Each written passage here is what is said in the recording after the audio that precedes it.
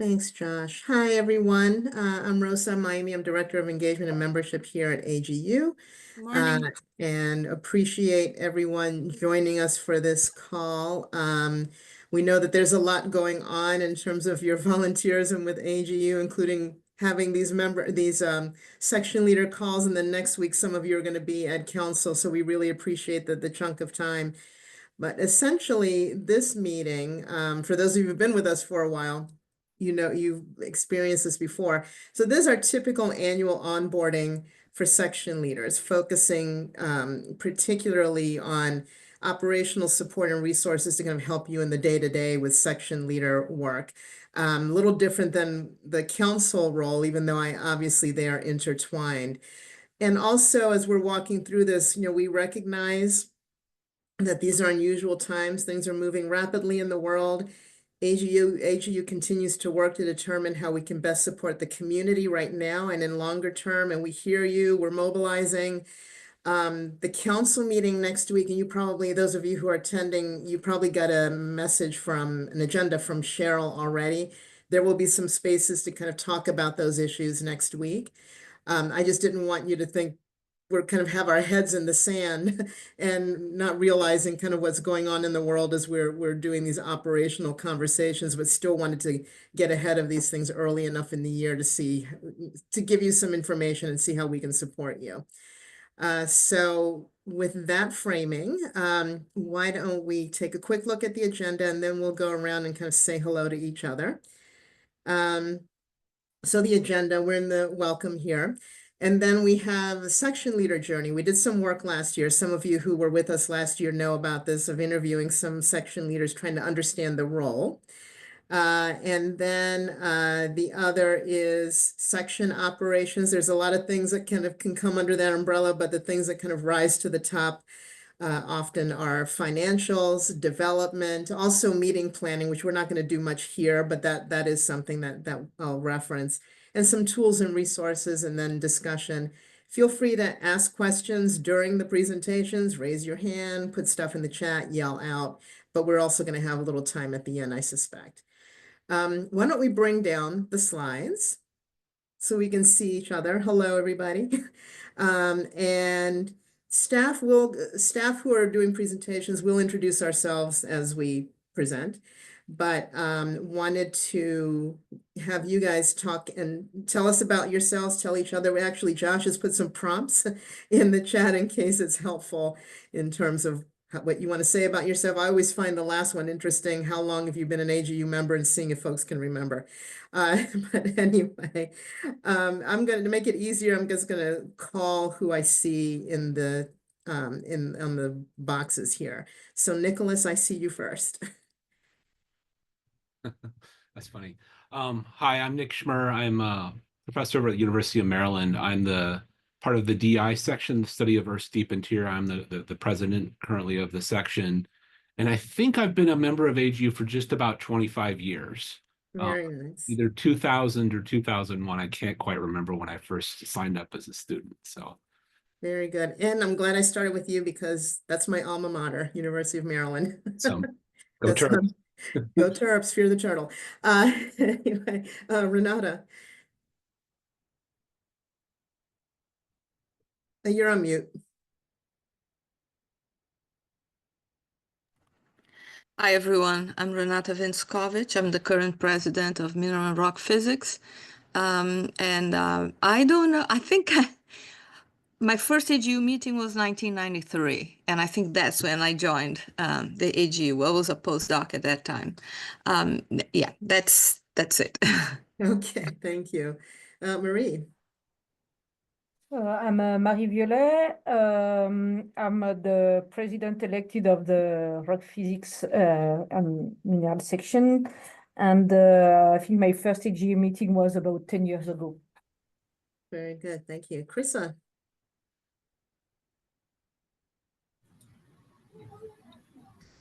Hi, everyone. I'm Krissa Arzaez, and I currently work for NOAA. Hopefully we'll still be at NOAA. I work for the Integrated Ocean Observing System Program Office here. And I am currently the president for the informatics section. And I also don't remember. I think I've been sort of on and off membership since grad school, so probably similar to Nick, about 25 years or so on and off there. Great, thank you. Danielle. Hey everyone.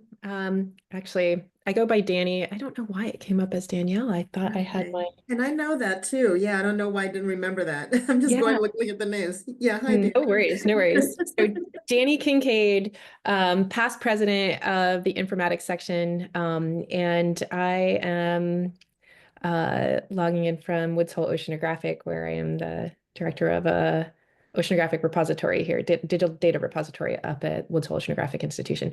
My first AGU was also in grad school. It was around 1993 also, so like Renata. Very Been good. there for a while. Yeah. Jen? Hello, I'm Jen Zhang. I'm from Texas A&M University. I'm the president-elect in the SEDI, which is the study of the deep Earth interior section. I think I've been 16, 17 years as AGU member since my first AGU meeting, so it's quite a while. Yeah, thank you. Stephanie?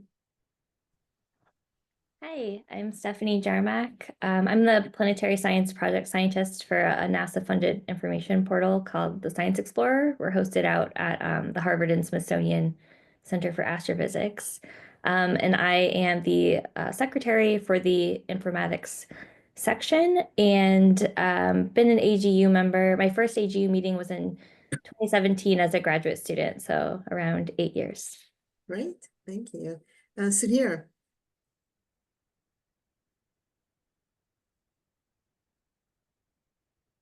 You are on mute. We're not hearing you.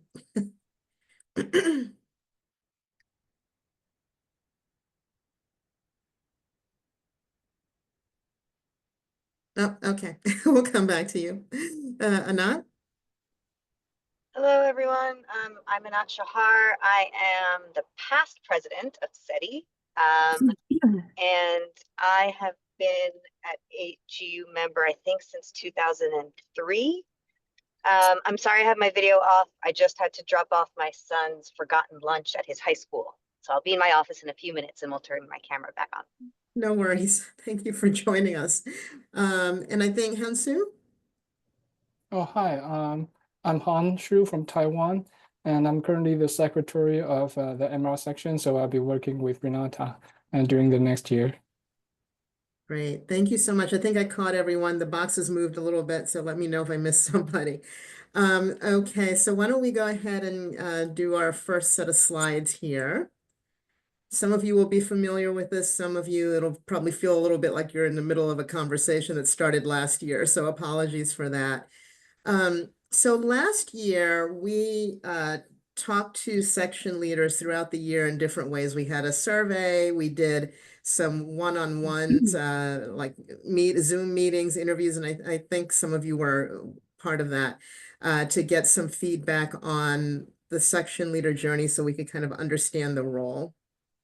And there's a lot of information that came out of it that were presented last year, and I can provide it, in terms of the deep dive of survey results and the conversations. But based on what we did last year, this is kind of the framing as we go into section support this year. And I'd love to get your feedback on if this resonates for you, just kind of as an overarching framing. So future state for sections. And the reason we put this here is we started writing these. And Suhir, I see your note. Thank you. Sorry about the mic piece. Just keep talking to us in chat. So anyway, so going from operating in administrative capacities and more to making space to get back to the science is a lot of what we heard. We understand, especially on the section leader side, a little different on the council side, where it's more about the science, right? And governance, that section leaders are looking for ways to, at least what we heard, kind of free up some of the administrative burden that goes with this. And we're hoping that the staff here can continue to help with that. going from functioning as siloed entities to enabling or engaging in cross-section collaboration. And our hope is we did a few things over the last few years. We want to do more to have spaces for folks, section leaders, to engage across the sections, to learn from each other, best practices, how do you do things, that kind of stuff. From experiencing unclear section leader roles and responsibilities to receiving proper onboarding. This meeting today is part of that, and we hope that there's some other ways that we can do this in terms of the roles and responsibilities. Going from reinventing the wheel to creating mechanisms to share practices within and across sections. There's a few ways we can do that. We'll talk about the monthly meetings that we have and making more space there for sharing of information. But that could also be, are there tools and resources like a template for a newsletter or some guidance on social media or a library online where you all can save your information to help you? The other, which is kind of a larger piece, is going from separate delivery of member value to partnering with AGU. What I mean by that is staff and like the greater membership and the union and sections to drive and reinforce member value together. What I mean by that, as an example, is that we found in doing these interviews with section leaders is that from a staff or union level, we were doing a lot of the same things as a section level. You all are doing things like recruiting volunteers for committees or how to do outreach online, and again, this is more from an operational perspective, but are there ways where we can learn from each other or pool our resources to do the same thing together? So based on that, there's some really, next slide, high level areas for opportunity. So better training and resources, SOPs and standards. What I mean by that is not to, lock anyone in, but are there some things that we can do to help you all in terms of creating outreach or volunteer recruitment, that type of thing. Section to section engagement, I kind of mentioned, and again, the collaborating to drive member value. What can we do to help support our members together? So I'm going to stop there because we've got a lot more information, but as kind of as a North Star type of framing as we move forward working with you, does this sound right? Does this, is this helpful? And I think there's some on the call who actually were part of these interviews. So does this reflect what you think this should have been? Yes, I was consulted about this. Yeah. And I think that the work AGU is doing is wonderful in trying to improve and connect us in different sections. I didn't expect, such level of engagement of the society on promoting science, triggering science by connecting the leaders and the leadership of this section. I think it's marvelous. Great. Well, we want to do more, and we want to do that collaborating with you and guide, because we don't know. We can help set the stage, but as staff, we, so, and I know that that's always tricky, right? Because we don't want to keep coming at you and saying, can you do more? Because you already volunteer and do so much. But we also want to, not make this a staff-focused thing. Krissa, go ahead. Yeah, thanks. I was also part of some of those conversations, and I really do think the pieces here about the section to section engagement and working more cohesively on areas of interest and overlap among the sections is really a key area of opportunity, I think, for all of us so we're not all reinventing the wheel on things, whether it's on new like student engagement or even data, for example. I know that's an area that's from at least a scientific interest or programmatic interest that comes up in I think every section, and we haven't really maximized the opportunities there to better coordinate how we can move forward on those areas together. That's great. No, I appreciate that. And again, we want your help in terms of how to best do that. Because we don't want it to be all talk. And I know we've been talking about this. I mean, and Chris, I'm looking at you. I think I've been talking about this for a couple of years now. So I don't want this to be kind of, I want there to be some ideas transformed into action. So let's figure out how we do that. All right, anything else before we move into some of the kind of deeper dive of the operational pieces? All We right. can discuss later the scientific neighborhoods. Okay, that sounds good. Okay. I think yeah. Okay, great. Why don't we go to the next slide? So we have Nikki Cooper, who's our VP extraordinaire on finance. We work with her really closely. Like Nikki, it feels like every day now. So thanks for that. And she is really engaged with sections in terms of financials for sections. And we've been working with her to kind of come up with some new things to hopefully make this process easier for sections. But Nikki, why don't I turn it over to you and let you talk? And to Rosa's point, we're always looking for ways to improve, especially when we hear our feedback from you. So I'm 7 years young into the organization. My partner in crime is not here to join me, but that's Kevin Dixon. He's the Director of Financial Planning Analysis. And I oversee our audit, our tax, financial operations, budgets, forecasting, treasury, which is linked to our investments and our banking. So because we don't have too much time, let's just dive in. We can go to the next slide. And so just want to highlight some of the things that you need to know as when you receive your financial reports. And one is just how AGU contributes to your section. There's 3 ways. We have an incentive, we have a $50 subsidy, and then we will give you up to $5,000 based upon your spending on student activities. So our incentive program is when primary members give $50 or more to any fund. So it could be to the section or any other fund. Whenever they give $50 or more, when you have 5% of those primary members that give $50 or more, AGU will give you $1,000. If it is 7%, AGU will give you $2,000. If it's 10%, AGU will give you $3,000. If it's 12%, AGU will give you $4,000.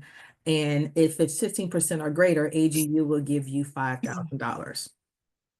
The second is our $50 subsidy, which is basically to support your section receptions that you have at the annual meeting each year, and it's based upon the number of attendees. So per the number of attendees, AGU will give you a $50 subsidy to help offset your food and beverage costs. And then the last one is the student activities. When you spend funds on student activities, AGU will give you up to $5,000. So if you spend $1,000, AGU will give you $1,000. If you spend $2,000, $2,000. If you spend $7,000, AGU will give you up to $5,000. Some examples of the student activities are your joint early career luncheons, your mixers, things like that. Student travel grants is another one.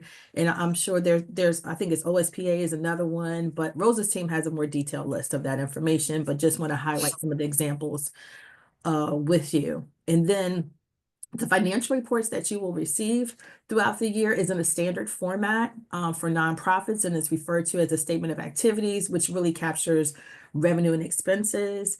Some of you may have referred to it as an income statement or a profit and loss. They're all the same. It's a standard format, but in the nonprofit world, we refer to it as a statement of activities. So we can go to the next slide to talk about something new. So I want to highlight this slide and this information on here because we have not done this in the past. And what we're doing is we heard the feedback from you all as it relates to your financial reports. What we have typically done in the past is that we will issue you your financial reports at the end of the audit because it's final. But this time what we're going to do is we're going to issue you preliminary financial report, which is considered an unaudited financial report. So this is before our audit actually starts. Our audit starts around it's going to be March the 28th this year, but it's typically around the end of March and it carries us through April. And the reason why we've always issued final reports is because they're subject to change based upon things that may happen in the audit or during the audit. So but what we're going to do this time is we're going to issue you preliminary reports because it helps you all to plan for the activities it is that you want to do. And in issuing preliminary reports, I just want to emphasize that, you know, they are subject to change because it's before the audit has even begun. And so these are pretty much best estimates as we go into it when we close our books at the end of the year. And so again, it's just, we'll issue them next month. It'll probably be around mid-March that we'll issue them and it'll be before the audit. But I just want to emphasize that it is preliminary and it is subject to change. And so we can go on to the next slide. All right, so how much money do you have? So let's talk about spend. So your incoming cash is typically contributions or donations. I use them interchangeably, but they're both the same. And then also sponsorships that you may have, and development helps out with the which they'll talk about when development talks about sponsorships. But that is referred to as revenue. I also refer to it as your incoming cash. And so then you have your outgoing cash. Your outgoing cash is money that you spend on your activities. So it could be awards that your section gives out. It could be on your student activities, travel grants, things of that nature. So that is typically your outgoing cash. And then I talked about incentives that also is captured in your in the revenue section of your financials that I just talked about, the ways in which AGU contributes to that. But when you have more incoming cash than outgoing cash, that increases your net asset balance. Your net asset balance is essentially your money in the bank. Okay. If you have more outgoing cash than your incoming cash, that reduces your net asset balance. So your net asset balance is what we refer to as your money in the bank. And we do have that on the next slide so I can show you what that looks like. So this is what your financial report will look like that you receive. And again, this is the standard format for the statement of activities with the revenue being at the top, which is like your income and cash, less your expenses equals your net asset balance. Okay, your net asset balance, that bottom line, that is your money in the bank. When we issue these preliminary reports next month, that ending balance of cash or money in the bank is essentially also your beginning cash. So if you wanted to know what you are working with as you plan out for your activities, that bottom line is what's really important. Okay. So I just wanted to really emphasize that when you are looking at that report. And again, it is subject to change, but we try to get it as close to what it should be before we do our audit.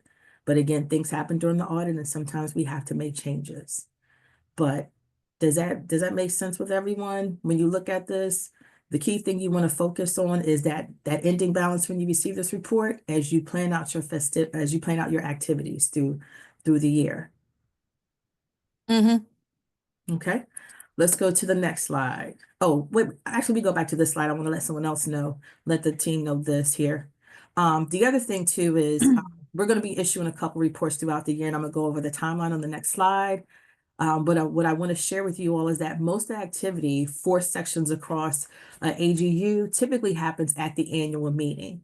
So you may not see that much activity when we issue you the several reports throughout the year, and you might be thinking what's going on, but majority of the activity that occurs in sections is during the annual meeting, which occurs in December. So the likelihood of your numbers change, it might be a little unless you do something prior to the meeting, but most sections do a lot of their events at the annual meeting. And so that's when the majority of the activity occurs. And that's for all sections. So I just wanted to provide that context to you all as you receive your reports throughout the year. We can go to the next slide. And so here's your timeline. This is a timeline of when we're going to issue the reports that you will receive throughout the year. So one is what I talked about is your preliminary, or which I refer to as draft financials. We're going to issue them next month. And again, this is new for us. We typically will issue you final reports, which is at the end of April, May. So we're going to issue preliminary to help with your planning. So you have a sense of what your net asset balance is or your money in the bank or reserves. Then once we're done with the audit, we're also going to issue you final reports. And that'll be the last week of April or the first week in May. Then we have, and again, both of those are going to be 2024 reports. One is preliminary, one is final. And then in July, we're going to issue you the first 2025 financial report that you'll receive. And it's going to be year to date from January through June that we'll issue in July. And then we'll have in October, we're going to issue you your second year-to-date report for 2025, which is going to be your year-to-date financials from January through September that we're going to issue through October. And I think we go to the next slide. All right. Are there any questions?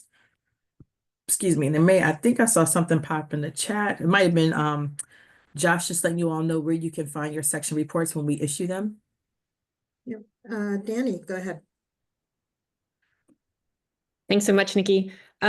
This may be too in the weeds for this onboarding session, so feel free to say we can table it or we'll take this. But I'm wondering about the incentives. Like after I've been in leadership for a while and in that leadership capacity of a relatively young and small section, we struggle with getting the donations, the annual donations. And I'm wondering if AGU has thought about the fact that I think a lot of our membership, I don't know the exact stat, but it's around 50% are early career folks, right? And so if your section's small and that statistic holds across the sections broadly, you know, we don't have a lot of pool of people to give donations to. And I wonder if AGU's thought about this incentive program as a weighted kind of perspective on sections that may struggle with this type of you know, revenue building. And yeah, I guess I'll leave it there. So it might be like, again, if it's too in the weeds, feel free to kick it later. No worries, Danny. Actually, it's a conversation piece that we'll be having this year to examine and evaluate and assess and come up with a game plan as we move forward. So it'll take place for 2025, but as we look at a game plan and assess and evaluate to determine moving forward, is that something, you know, how do we proceed, basically? So come up with some outputs, and once we do, we'll provide an update. But it is on our radar screen. That's and that's great. for everyone. And we've been communicating. So it is on our radar screen to take a look at. Thank you for that. And I will just follow on with one, I'll end and then I'll be quiet. The support in like figuring out the best strategic ways to get that across to membership would also be helpful. Like some of us just aren't Absolutely. like we don't have that skill, right? And so looking to you guys for what is the best language to use when you're trying to solicit your membership and things like that. So I'll just say that would roll into that conversation too. So thank you. And I know Rosa will chime in, but that's also on the radar screen too. Yeah. Great, thanks. Yeah, no, I would just amplify, and Danny, I'm sure you know this, you're not the only one who's surfaced that, thus the conversations. I mean, Nikki and I think started having these conversations at annual meeting last year. You know, it's like, how do we kind of relook at all of this and kind of the incoming contributions for sections. So, and we may come out to you guys, some of you, and say, what do you think? Does this make sense? Because we always want to we have a staff view, but we also want to check in with sections to see if what we do makes sense. So, yeah. Right. May I make a comment here? Yeah. I mentioned scientific neighborhoods. Informatics is such a cross-cutting topic, and we should include it in more scientific neighborhoods. That's one neighborhood that I want to interact with. Yeah, absolutely. No, And that will help to increase that section also. yes, yeah, with the recruiting piece, right? Yeah. Yeah. Yeah, for sure. Well, why don't we turn it over to Kara, because to the point Danny just made, this is about development, and this may also help inform this conversation we're having now. So Kara, why don't you take it away? Yeah, absolutely. Thank you, Rosa. Thanks, Nikki. And yes, Nicholas, I'll answer your question in hopefully in my presentation, but if I don't, just let me know. So hi, everybody. My name is Kara Green. I'm the Director of Development here at AGU on part of our fundraising team. You'll see my other team members listed on the slide on the left-hand side. Myself and Tracy Lamondu, our Vice President, will be your main points of contact. So please feel free to reach out to us if you have any questions, concerns, suggestions, or would like to meet. We're happy to come to your section meetings, your committee meetings, have phone calls, Zoom meetings, team meetings as you move throughout the year. I suspect, as Nikki said, that questions will arise after you receive your first budget report.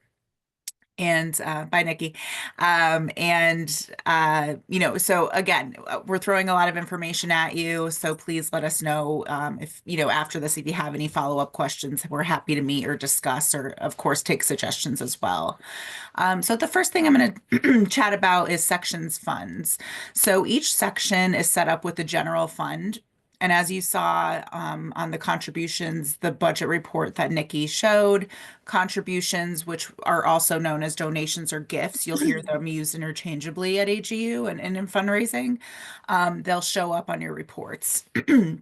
Excuse me. Some sections also have what is called section designated funds, and these are essentially a sub-fund underneath your section fund. So for example, the Biogeosciences has a diversity, equity, and inclusion committee, and they have a specific fund. So that rolls up into Biogeosciences. There is AGU guidance on how to spend the funding, which is I'll go over in a little bit, Nicholas, for talking about our gift acceptance policy. But I do want to note some designated funds do have guidelines if they're endowed funds, or if they were established and named and things like that. So if you have questions on a specific fund that can't be answered through the gift acceptance policy or outlined, please let us know, and we're happy to talk that through. So going into the question, as Danny brought up about soliciting your membership, we have canned language that we're happy to chat through with you for both your newsletter, social media, and other ways that you can solicit, or in other ways to say, ask your membership for donations or gifts. And we're happy to talk that through with you and provide that. We can also set up section-specific links and giving sites, meaning that if you go to the agu.org page right now and click donate, it lists every single fund that we have at AGU, and we have quite a few if you've ever seen that list. But we can make a dedicated page or giving link specifically that has your sectioned funds on it. And that way you could use that in your newsletter, in your committee meetings, and social media, and other communication as well. And we're also happy to work with you on special initiatives that will come up through the year in your conversations with your committees. The example that I'll use is that the education section does something each year called Honor an Educator, and it's essentially a campaign that they do through email that they send out to their section. They ask members to nominate an educator that's made an impact on them or in their community, and they also ask for donations at that time as well for their section fund. So lastly, I did want to talk about section support sponsorships, and this is essentially working with corporations or organizations to support your section programming. And that could also include, as we see a lot of sections use outside funds for the sponsorships towards student and early career travel grants to get students to the annual meeting. So if you're working with a corporation or have a corporation in mind, we ask that you reach out to development so we could include you in the processes. And this also ensures that we are honoring the corporation with our nonprofit status and ensuring that everything for the tax exempt and receipting is done according to regulations. We do have specific levels set up for section benefits. For sponsorships, it goes up to $5,000. That's available on AGU Connect. We're also happy to send that or meet and go over that as well. If you have corporations that you've been working with in the past for your section, or if you have corporations throughout the year that you'd like to work with, we're happy to do that and talk that through.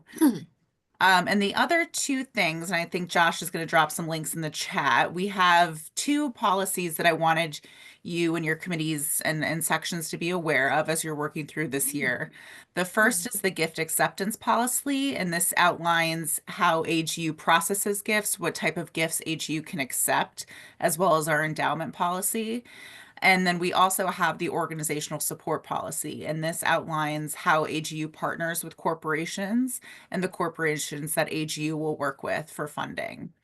So I'm going to stop there. Again, I know it's a lot of information, but I do want to know, I'll take any questions right now, but as things arise, please just reach out to Tracy or myself. We're happy to meet and talk things through. Any questions for now? I suspect that more questions will come up when you get your financials in March. So when that happens, feel free to reach out to any of us, but Josh is the main kind of liaison, and you'll hear more from him in a second here. And we will be glad to get in the weeds on either development pieces or the financials pieces, because I know it's kind of hard without kind of seeing your specific stuff in front of you. But we're here to do that as well with you. Nicholas, I just want to make sure, did I answer your question? I mean, it essentially depends on the fund that you're talking about, but we do have specific guidance in the gift acceptance policy. And if there's a specific fund that you have questions about, I'm happy to chat offline too.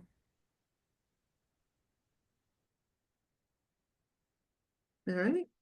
Well, why don't we go to the next set of information, tools and resources, some of which you all are pretty familiar with because your sections use these. If you're kind of new to your role, some of this may be new, but we want to level set for everybody. So sorry if there's redundancies for some folks. So Josh, why don't you take it away? Hello, everyone. I'm Josh McKee. I'm the section support coordinator.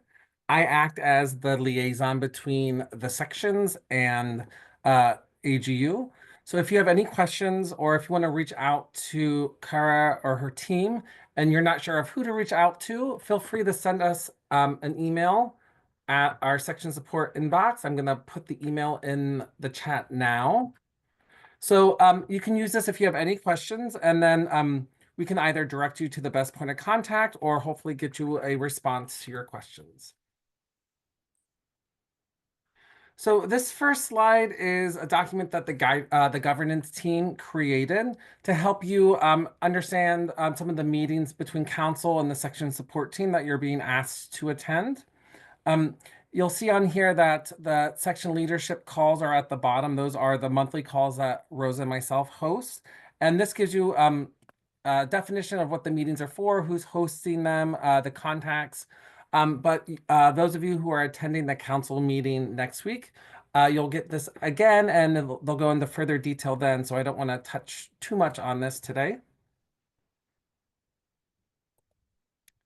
And then here are the list of dates for the monthly section leader support calls that Rosa and I host. I did want to let you know that I'll be sending out the invites tomorrow, or I guess today's Friday, isn't it? Today after our last orientation call. So I want to give you a heads up before I bombard your inbox with those. And sorry ahead of time for all of those that will be coming towards you or to you today. But the section leader support calls are we like to use these as an opportunity for the sections to come together, share ideas, talk about any obstacles you're going through, and also give us an opportunity for AGU to hand out any information that we have for you. We work together with the sections to come up with an agenda for these calls. So please let us know if there's any topic that you'd like us to cover. You can reach out to me directly, or again, you can send an email to the email I put in the chat. And we like to have our agendas firmed up about 2 weeks ahead of time, and we will share those with you. The meetings, we invite the section leadership, which is the president, president-elect, past president, and secretaries. So when you get the agendas and you see there's a topic on there that you think someone else in your section might benefit from attending the call, feel free to either forward that to them or let me know and send me their email address, and I can send them the invite directly. So an example of that would be if we're discussing section and early career events at AGU 25 and you want your student committee members on that call, feel free to let me know and I can make sure they're included. And then those of you who were in section leadership last year might remember this slide a bit. This is the 2025 AGU section year at a glance, or the milestone slide. So we wanted to give you a high-level look at what to expect for your first year in your current positions. So this slide's broken up. The columns are each quarter, and then the rows are different areas that you'll be having to look at. The first row is AGU 25, and this gives you some of the deadlines for the larger items needed. And then the next row is the honors, where we have when you have to submit your UMAP, sections, fellows, nominations, honor review committee, orientation, and honorary announcements. And then that middle row is the section leader calls, and those are the same calls that I discussed on the previous slide. And then we have the council row. We have the 2 dates that have been confirmed for the council meetings. You'll see that Q2 and Q3 are still have not been scheduled yet. And as soon as we get those dates, I will update this slide and make sure you have access to that. And then the last row here are the ongoing things that these are things that we might not have a specific date, but we did put in when you should be looking at certain aspects of like we have newsletters on here, reviewing your section websites, posting Connect, checking out sponsorships, and reviewing your financials. And Josh, before you leave that slide, yes. yeah, just an FYI that we're in discussions. I recognize that today is the UMAP honors deadline for nominations. We're looking at extending that. It may not get announced till later because there's some issues and we're maybe aligning it with other things that we're going to be talking to members about. But I mentioned that here because that's come up in other calls. In the meantime, before you kind of hear anything about that, we customarily provide extensions to, especially in the first round of nominations, if people come to us and just ask, as long as it's a reasonable, give me a few more days kind of thing. But just an FYI, we're in the midst of figuring that out. And I saw, Danny, your comment in the chat. You will be getting a copy of these slides and the recording following the call. So you'll have access to all of this information. Okay. All right, and then here we have a list of some of the resources or tools that you can use to help with your outreach to your sections. I did want to give you a heads up that I will be providing tutorials on these resources that will go into further detail. So those are going to be recordings of like how-to recordings or also PDFs with instructions on them as well. So the first one here is the AGU Connect. This is an open networking and collaboration platform. Each section has their own community in AGU Connect. Next up are surveys. If you're interested in surveying your members affiliated with your section, feel free to let me know. We use Microsoft Forms to create surveys. So feel free to reach out to me and make sure you have your questions and the options for responses to those questions prepared when reaching out to me. And next up are newsletters. Most sections opt to distribute their newsletter through AGU. And newsletters go out each week on Monday. And I did want to note the due dates for newsletters. So you'll need to get me your drafts by Wednesday at 4 p.m. And once you submit your draft, I share those with the communications team, and they will build out the newsletter for you. And then once they're done building that out, they'll send me the final draft, which I'll share with you to get your final approval. Final approvals and any edits need to be completed by Friday at 4 p.m. in order to be distributed that following Monday. If there are any changes in these due dates, I will share that information in the section leadership community in AGU Connect. And then we have the section websites. So section leaders and your web editors are free to customize your websites as you see fit. Content is mostly discretionary, but AGU may partner with sections to ensure accuracy and consistency of information. So when you're filling out your section committee rosters, which I'll get into on the next slide, please make sure you are listing your section's web editor on those rosters. Then I will know to make sure they have access to your website. And then I also have a link here to share with you. I'm going to put in the chat. This link lists all of the sections' websites. So either if you're not sure what yours is, or if you want to look at some of the other sections to get some ideas of what they're doing, feel free to go through this list and you can click on each section's name to get directed to their websites. And Chris, I see your hand up, so I want to have you jump in case there's something we don't want to miss you on. Thank you. Yeah, I had a question back on the first row about AGU Connect. And maybe this is part of the tutorial, so that's fine. But is that the best venue? Like if we're trying to reach out to other section presidents or presidents-elect or other officers. Is it pretty easy to do within AGU Connect? Because that's one thing I haven't really dug in to try it, but since I can never, I don't have my own database or contact list for everyone, I was just wondering, like, is there an easy way to, like, if I just want to reach out to the president of Biogeosciences or Sciences Society or whatever, like, is there an easy way to find that person or that email address through AGU Connect? You can, if you're trying to reach out to the general presidents and president-elects, I think the section leadership community is the best way to go about that, or during our monthly calls. But if you're trying to get a hold of a specific president, feel free to shoot me an email and I can connect the two. Due to our privacy policy, I'm not able to just send out those email addresses to you, but I can send out an email, get permission, and connect the two of you. Okay, yeah, that's something I was thinking about, and actually I think it came up at the council meeting, at the annual meeting. We were talking about if there was a way to create, whether it was like Gmail or like kind of generic email addresses for each section. So it could be just like, for me, be informatics president at agu.org or something like that, right? Like that is just generic, and you all would have kind of the administrative oversight of those accounts so that you could remap them to whoever the current membership, leadership is.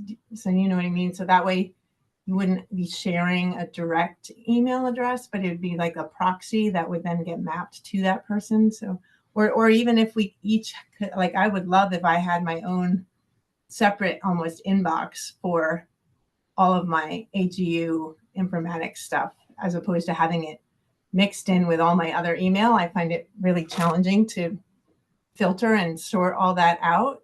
So anyway, just some things to think about, and maybe you all.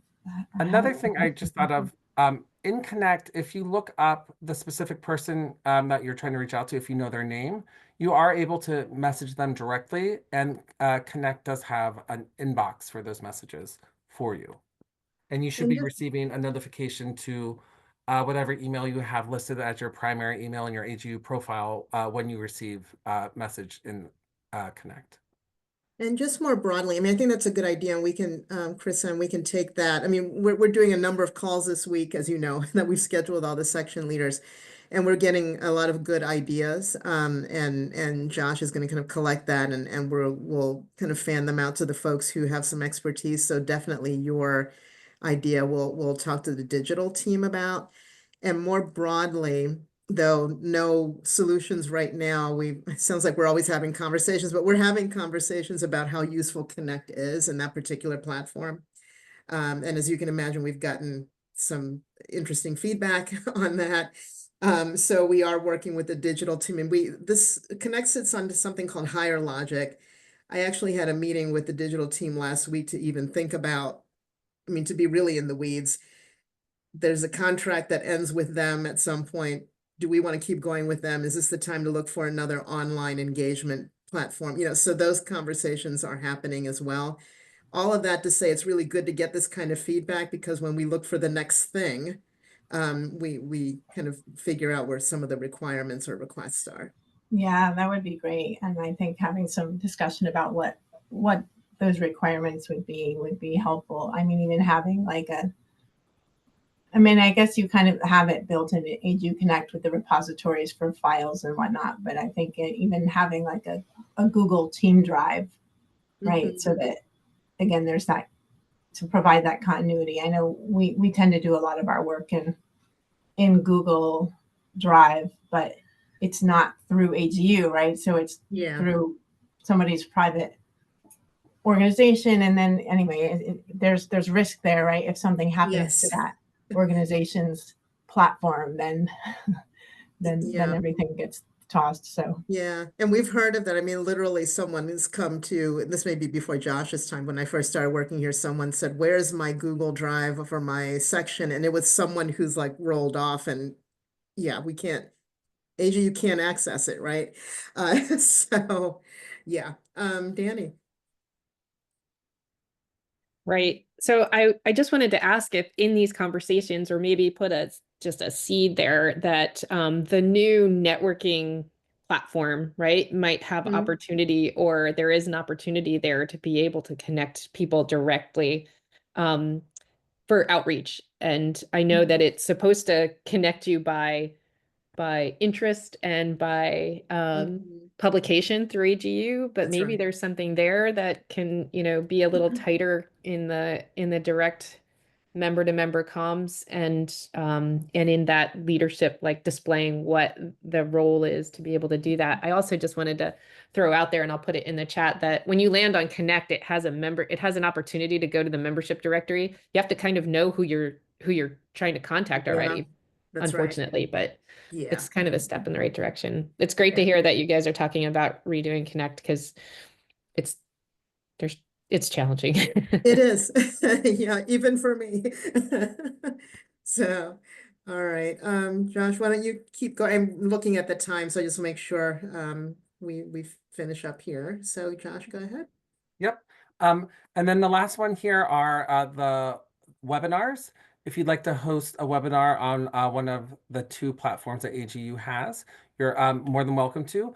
I just request that you let me know about a month in advance. That way I can make sure that we have someone on staff to cover that event to help with any logistics, and to make sure that we're not double booking for specific times, because we can only host 2 meetings at once on Zoom. But we have GoToWebinars and Zoom. Zoom's much more popular. It's easier to use. However, a GoToWebinars is a bit more secure. And then my last slide, I have a few section support updates. First one are the section committee rosters, which I mentioned briefly. These are the documents where you record your members selected to serve on your committee positions and their terms. These are maintained by section leadership. However, AGU will use them to update our records. I originally shared the links for each of your rosters with you in the beginning of the year. If you no longer have that email or can't find the link, feel free to let me know and I can send that back over to you. But these rosters are due by March 14th. And then the bottom one here are the how-to resources I mentioned earlier. I listed here some of the topics I put together that I thought would be most useful for me to start creating these. So navigating and updating your Section Connect sites, creating newsletters, hosting section webinars, doing surveys, and checking out your section financials. If you have any other topics that you would like me to create a tutorial on, feel free to reach out to me and I can get started on those. And then on this slide, again, I have our email address for the section support inbox that Rose and I both have access to. And then are there any questions, or Rose, is there anything else that you wanted to go over? Not that I can think of. I mean, I would just kind of, some of you have been coming to these monthly section leader calls for a while now. We really want to evolve them and have started to hear more from you.